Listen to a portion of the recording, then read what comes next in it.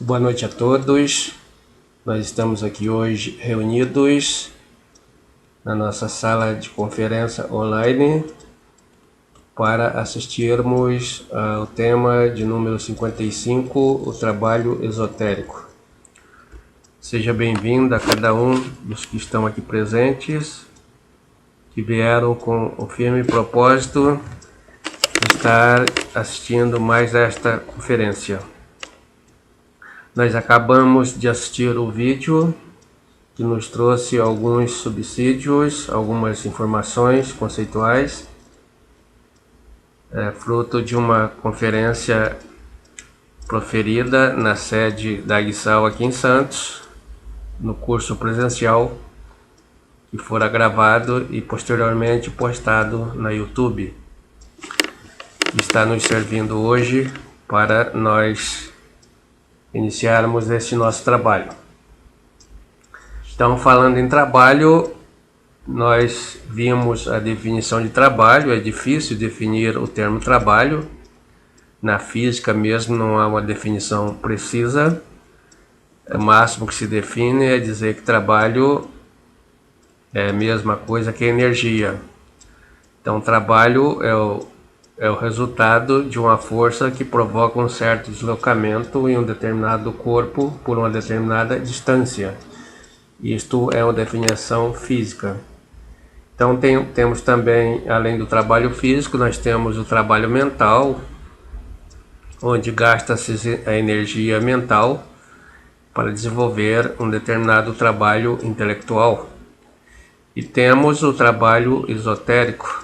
Entenda-se esotérico como algo interno.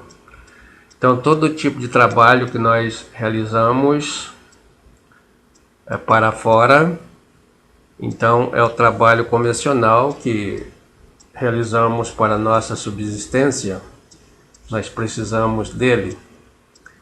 E o trabalho interno, o trabalho esotérico, é o que nós realizamos para o nosso despertar da consciência, para o nosso trabalho espiritual, vamos assim dizer. Então, para a manutenção desse trabalho, né, com os 3 fatores de revolução da consciência. Então, é natural que nós ficamos indecisos, sem saber qual trabalho que vamos desenvolver em primeiro lugar. Muita gente até abandona o trabalho convencional, vai para o monastério, outros vão para algum retiro espiritual, outros vão para determinadas comunidades para se privarem do trabalho convencional para obter o isolamento. Isto não é o correto, como diz o venerável mestre Rabulu. Nós devemos desenvolver o trabalho esotérico onde estamos. Começar por aquilo que está nos incomodando. Como ele diz nas palavras camponesas dele, temos que pegar o touro pelo chifre. Então, nesse tipo de trabalho que nós vamos desenvolver, ele é bem visível hoje em dia para vocês que começam a estudar gnose a partir daqui. É um trabalho revolucionário, é desenvolvido pelo pessoal da gnose samaliana e o pessoal da gnose dinossáurica, que nós costumamos dizer, da gnose antiga, que não aceitaram as mudanças para quebrar a entropia efetuadas pelo venerável mestre Samael, pelo venerável mestre Rabulu. Então esse pessoal continua no trabalho antigo. Então é um trabalho não revolucionário, é um trabalho subjetivo. Então o trabalho objetivo é aquele que consegue efetuar um impacto profundo na consciência para despertar. Então é o trabalho com os 3 fatores de revolução da consciência. Então, isto Para esse trabalho requer práticas objetivas. E para o trabalho da gnose antiga, as práticas são aquelas subjetivas. E naturalmente que nós vamos fazer o trabalho sobre nós mesmos, esse trabalho esotérico. Então nós começamos pela morte. Então começa pela autoobservação, pela morte dos detalhes. Nós vamos ter a compreensão, ter o entendimento que essa nossa faculdade da autoobservação, ela está completamente atrofiada. Então nós vamos desenvolvendo aos pouquinhos esta capacidade de autoobservar. E quanto mais desenvolvemos essa capacidade de autoobservação, essa faculdade, mais defeitos nós vamos enxergando em nós mesmos. E à medida que vamos trabalhando esses defeitos, vamos desengarrafando a essência do ego. E com a essência, depois de meditação, nós conseguimos ativá-la e transformá-la em consciência. E aí então assim é feito o caminho, a trajetória da revolução da consciência. Então, o que fazemos primeiro? Vamos por aquilo que está nas Escrituras. Buscai primeiro as coisas de Deus, que as outras vos serão acrescentadas. Então, o primeiro mandamento, um dos mandamentos diz que nós devemos colocar a Deus acima de todas as coisas. Então, colocar Deus acima de todas as coisas significa nós estarmos desenvolvendo o trabalho esotérico em primeiro lugar. Aí tem que ter o equilíbrio. Nós vamos trabalhar em relação àquilo que estamos trabalhando no convencional. Então, nós temos muitas tarefas diárias, temos que executá-las, e aí nós vamos pelo ensinamento que o venerável mestre Rabulu nos deu a respeito da agenda, uma conferência que ele deu que recebeu o nome de agenda. Isso significa que nós devemos agendar os nossos afazeres diários e depois atacar um por vez, como fazia o mestre Rabulu. Então ele dizia assim: eu não começo uma outra coisa sem ter terminado a anterior. Então não devemos também nós começarmos nada sem ter terminado a anterior, para que não haja interferências de coisas que estamos fazendo, para estarmos fazendo mais de duas coisas, mais de uma coisa ao mesmo tempo. Então, isso significa que nós devemos fazer todas as nossas tarefas concentradamente, executando uma por vez, com concentração total naquilo que estamos fazendo. Isto é estar equilibradamente trabalhando. Com isso vamos desenvolver a nossa concentração, vamos ser mais útil, ao trabalho, vamos desenvolver com mais eficácia as nossas tarefas, não vamos cansar, porque se estamos auto-observando e concentrados na tarefa que estamos executando, não vamos perder energia. A energia se perde não pelo tanto que trabalhou, mas pelo tanto que se identificou. Então, se não há identificação, porque está dentro de concentração, sobra-se energia. E à noite, ao tentar a prática do desdobramento, por exemplo, faz-se com êxito, porque a energia, a excedente de energia, e também a prática do segundo fator, obter-se-á êxito, porque há excedente de energia. Então é preciso saber trabalhar. É preciso que nós tenhamos a consciência que desse caminho que nós queremos seguir, nós temos que estar fazendo uma prática de instante em instante. Então aí vai definir uma fórmula, para nós nos autodefinirmos, dada pelo venerável mestre Rabulu. Se nós somos caminhantes do caminho reto, revolucionário, nós estamos fazendo uma prática de instante em instante. E na reta de maneira contínua, então fica tomada toda a reta. Ou estamos fazendo a prática de morte, de autoobservação, ou de concentração, ou de desdobramento, ou de meditação, mas é uma prática de instante em instante, de modo contínuo. Agora, se nós não somos tão revolucionários, somos do caminho espiral, então a gente faz um pouquinho agora, outro pouquinho daqui a pouco, outra no outro dia, ou seja, fazemos práticas de modo intermitentemente, não há uma continuidade. Então, quando a pessoa começa a fazer uma coisa de cada vez, é porque ela se tornou uma sábia. Então, ser sábio é fazer uma coisa por vez. Assim que a gente fala sempre aquela história que o pessoal ia lá para a Índia para aprender a ser sábio, chegava lá, atravessava o oceano todinho, assim, de avião, né? E o mestre lá, o guru, perguntava: você viajou tanto, para que você veio até aqui? Porque eu quero ser um sábio, então você aguarde um pouco. Deixava ele de molho até na sexta, isso na segunda, né? Quando chegava no sábado: você ainda quer ser sábio? Quero, então vamos lá. Você, para ser sábio, deve aprender a andar, a comer, a falar. E aí então aquele estudante queria pegar o guru porque achava um descaso, né? Aí o guru rebatia e dizia: então faça. E aí ele ia meditar, compreendia que realmente não sabia andar, não sabia comer, não sabia falar.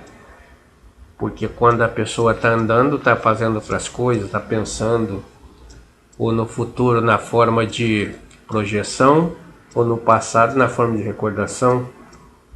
E saber estar no presente é não estar no futuro e nem no passado. Então é isso que nós temos que aprender a fazer com relação a cada tarefa que estivermos executando. Quando estamos lavando louça, sempre falamos nisto. Se soubermos lavar louça e soubermos fazer essa prática do trabalho esotérico, da conferência da agenda, nós vamos estar lavando louça. Mas não é isso que acontece na prática. A gente está lavando louça, pensando no que vamos fazer depois, ou recordando do passado, passando pela memória as imagens dos gols, do Fantástico, das pegadinhas do Faustão. Para as mulheres estão passando as imagens da última cena da novela, e é assim que vai acontecendo, ou seja, uma mistureba terrível lá dentro da gente. Então não é um trabalho esotérico, nós estamos executando um trabalho de lavar louça ou outro qualquer, mas dentro de nós aí os tagarelas entoando canções, fazendo discursos, fazendo projeções, assinando. E é terrível esse estado, há muita perda de energia. Então, para que haja um trabalho esotérico, é preciso que nós estejamos ali, conscientes, sabendo que cada tarefa tem um começo, um meio e um fim. Então, nós vamos amanhã levantar, escovar os dentes. Então, o escovar os dentes é uma tarefa que vai ter um meio, um começo, um meio e um fim. Então pegar a escova, passar a pasta, né? Encher de pasta, escovar os dentes, enxagar com água, e a gente deve estar marcadamente vendo cada um dessas ações. Então estamos executando uma tarefa externa, um trabalho externo, e verificando internamente se não tem nenhum eu reagindo nos 5 cilindros da nossa máquina humana. Este olhar para dentro, se não há nenhum eu ali atuando, se chama auto-observação. E se houver algum eu que vai tumultuar, né, já pede a morte e continua fazendo o trabalho de escovar os dentes. Terminou a escovação de dentes, já vai para outra tarefa que vai ter um começo, um meio e um fim. E assim nós vamos, ao fim do dia, ter executado muitas tarefas e todas ficaram bem executadas, e nós também desenvolvemos o nosso trabalho esotérico. Então é assim que nós trabalhamos, fazemos o trabalho esotérico em relação ao trabalho convencional que tenhamos que fazer para cumprir com os compromissos familiares, os compromissos pessoais e os compromissos sociais. Temos que ser úteis, útil, né, à sociedade, mas também temos que ser mais útil ainda com o trabalho espiritual, que é o trabalho esotérico. Então, a ordem no trabalho esotérico é qualquer livro de psicologia do Venerável Mestre Samael, ele vai ensinar sobre isto. Não adianta nós queremos começar pelo o terceiro fator, também não adianta começarmos pelo segundo, então temos que começar pelo primeiro. À medida que vamos então fazendo o primeiro, efetuando a morte dos defeitos, vamos morrendo para os defeitos e nascendo para as virtudes, e de posse das virtudes, uma delas, a maior das virtudes, é o amor. Com amor conseguiremos fazer o terceiro fator, que é o de revolução, que é o trabalho, né? O terceiro fator de revolução da consciência é o trabalho pelos nossos semelhantes de maneira voluntária, gratuita e com alegria. Então, até aqui, essas considerações nossas a respeito do trabalho esotérico. O vídeo para ser assistido novamente com calma, os textos a serem lidos e os livros dos Veneráveis Mestres Samael e Rabulu, e também os vídeos e os áudios deles. Muito obrigado a todos. Se houver alguma pergunta, estarei à disposição de vocês. Então, aqui olhando, o Cláudio está dizendo trabalho esotérico. Deixa eu ver se há aqui uma colocação.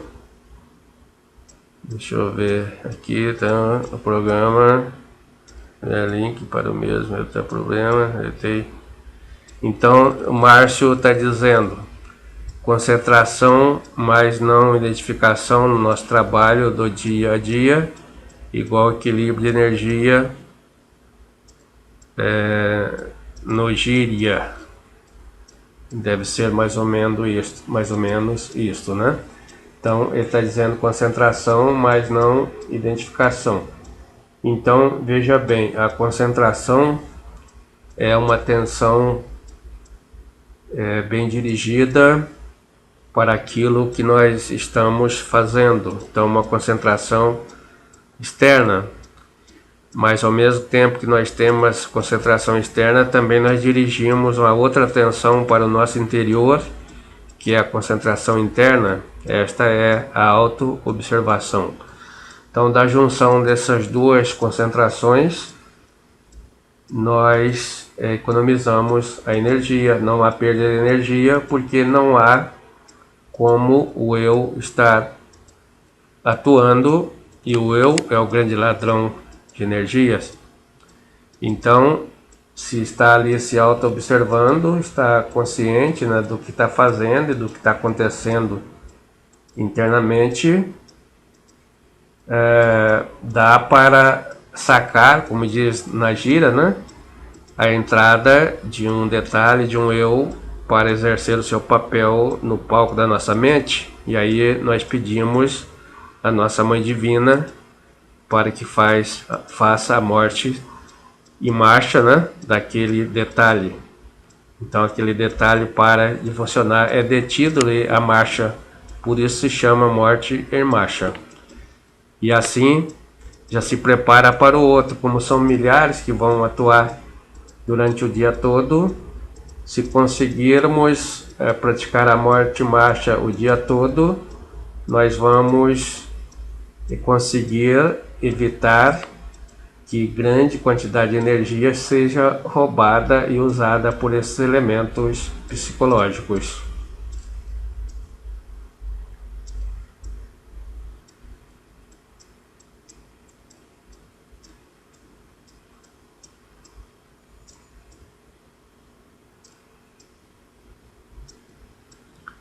Então, pessoal, hoje a imagem não quis entrar, né? Então, realmente, coisa eletrônica, uma máquina, não é assim.